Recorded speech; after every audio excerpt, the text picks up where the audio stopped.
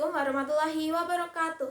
Halo teman-teman, semoga kita semua dalam keadaan sehat baik secara fisik maupun secara batin. Pernahkah kita merasa lelah secara emosional, gelisah tanpa alasan yang jelas, atau bahkan kita tuh merasa baik-baik saja di luar tetapi hati kita itu terasa kosong? Nah, pengalaman seperti ini sering kita temui dalam kehidupan sehari-hari dan tidak selalu mudah diselesaikan hanya dengan nasihat sederhana saja.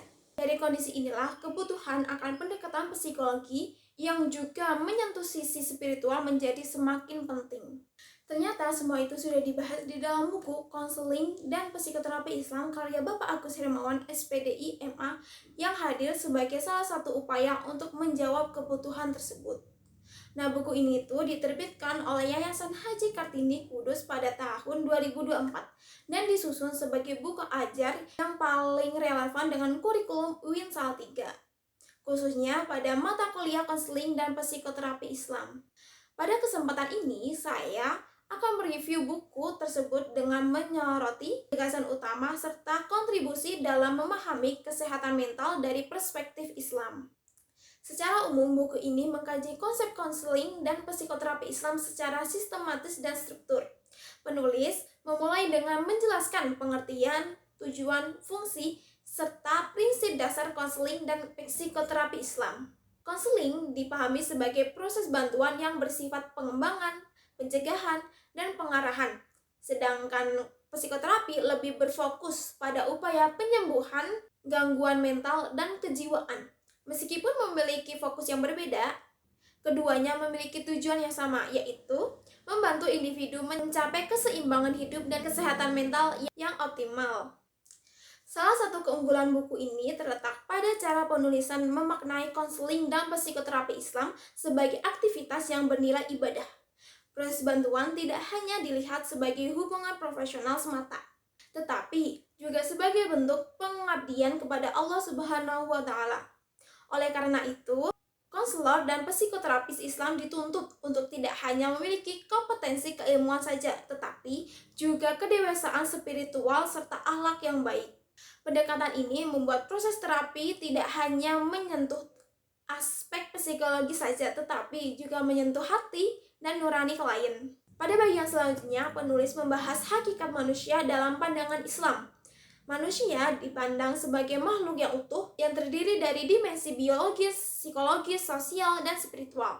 Manusia memiliki akal, nafsu, dan juga ruh, serta diberi amanah sebagai khalifah di muka bumi. Namun, manusia memiliki keterbatasan seperti kecenderungan berbuat salah. Kondisi inilah yang menjadikan manusia membutuhkan konseling dan psikoterapi Islam sebagai sarana untuk kembali kepada fitrah dan keseimbangan hidup. Penulis juga menjelaskan bahwa manusia dibekali berbagai potensi seperti kemampuan berpikir, kebebasan untuk memilih, dan ketanggung-jawaban atas moral. Apabila potensi tersebut tidak dikelola dengan baik, maka dapat memunculkan berbagai permasalahan psikologis, spiritual, maupun perilaku.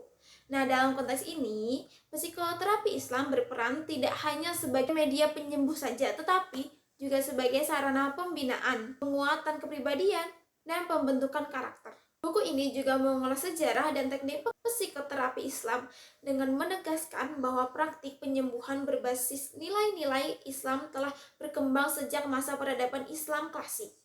Tokoh-tokoh seperti Imam Al-Ghazali dan Ibnu Qayyim Al-Jauziyah memberikan kontribusi penting dalam memahami kesehatan jiwa dari perspektif keislaman. Psikoterapi Islam memandang bahwa gangguan yang dialami manusia tidak selalu bersumber dari fisik saja, tetapi seringkali berakar pada kondisi jiwa dan spiritual. Beberapa teknik psikoterapi Islam dipaparkan dalam buku ini, antara lain melalui tilawah Al-Quran, zikir, doa, tazkiyah, ibadah, puasa, hingga ruqyah. Teknik-teknik tersebut tidak diposisikan sebagai pengganti psikologi modern, melainkan sebagai pelengkap yang memperkaya proses terapi. Nah, dengan pendekatan ini, proses penyembuhan itu menjadi lebih holistik karena menyentuh dimensi jasmani, psikologis, dan spiritual secara bersamaan. Selain itu, penulis juga membahas konsep sehat dan sakit dalam Islam. Sehat tidak hanya dimaknai sebagai kondisi bebas dari penyakit fisik saja, tetapi juga mencakup kesehatan mental, sosial, dan spiritual. Al-Quran dipandang sebagai syifa atau penawar bagi penyakit-penyakit hati dan jiwa seperti kecemasan, kesedihan, iri hati, dan kegelisahan hidup. Kedekatan individu dengan Allah diyakini menjadi salah satu kunci utama dalam mencapai ketenangan batin dan keseimbangan hidup. Sebagai penutup, buku ini mengajak kita untuk menyadari bahwa persoalan psikologis tidak selalu cukup diselesaikan dengan pendekatan rasional semata. Ada hati yang perlu ditenangkan, iman yang perlu dikuatkan, dan makna hidup yang perlu ditemukan kembali. Konseling dan psikoterapi Islam tidak hanya menjadi sarana penyembuhan, tetapi juga jalan untuk kembali kepada fitrah sebagai manusia dan hamba Allah. Nah, dengan demikian, buku ini tuh sangat relevan bagi mahasiswa, akademisi, maupun calon praktisi yang ingin memahami kesehatan mental secara lebih utuh, yaitu dengan memadukan pendekatan ilmiah dan nilai-nilai spiritual dalam Islam. Terima kasih banyak karena sudah menyimak. Wassalamualaikum warahmatullahi wabarakatuh.